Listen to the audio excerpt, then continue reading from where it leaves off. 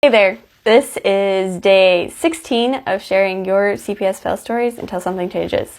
This story is about someone's friend who lost their kids in a wrongful case, and I think it's really interesting, so let's jump into it. It says, my friend had her first son, and everything was fine.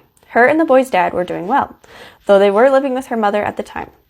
Eventually, my friend wanted to have a second baby, and they tried for a year, but were unsuccessful. She suffered at least one miscarriage that I remember, but she finally fell pregnant with a seemingly healthy pregnancy.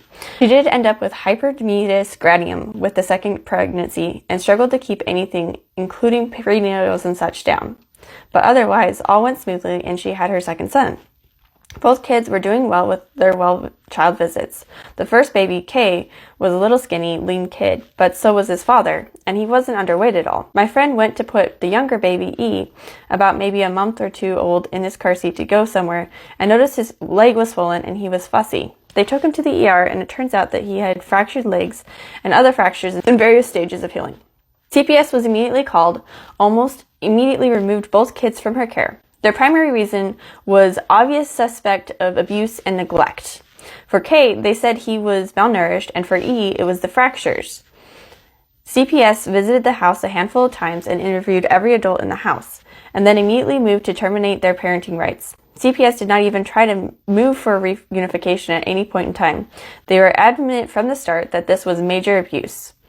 I'd like to clarify that neither Kay nor E had any cuts, bruises, etc., any true external signs of abuse. The only evidence CPS had of any real evidence was the fractures.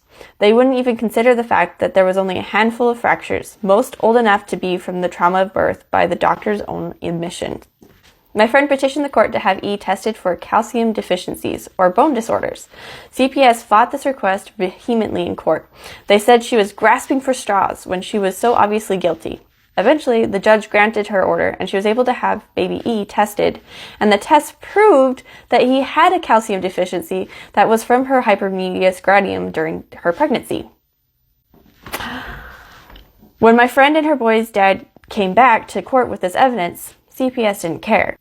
Them and the boys' advocates all argued that it didn't disprove that the boys weren't abused. CPS switched their main focus from the abuse to my friend's mental health.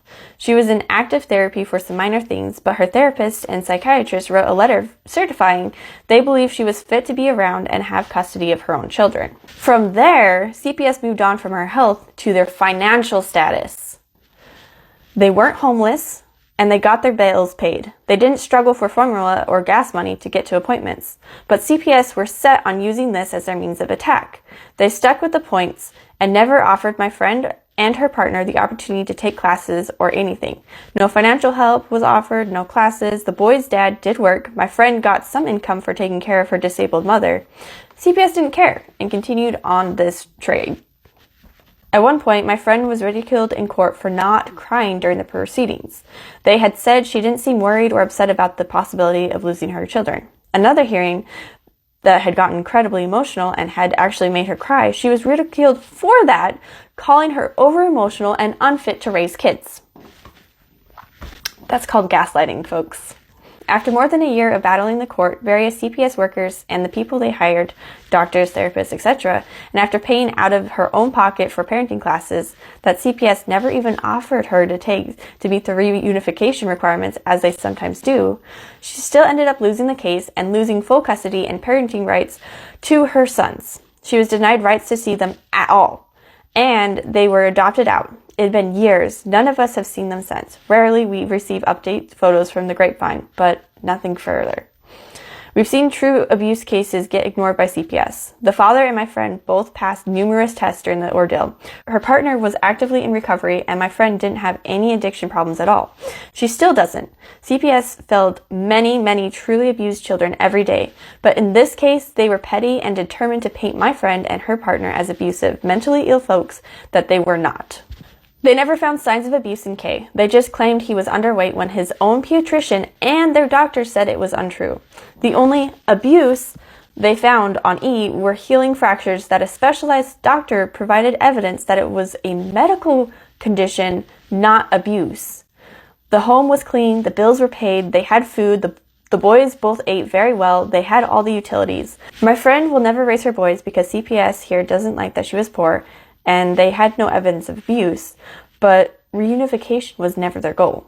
CPS is a failure of a system.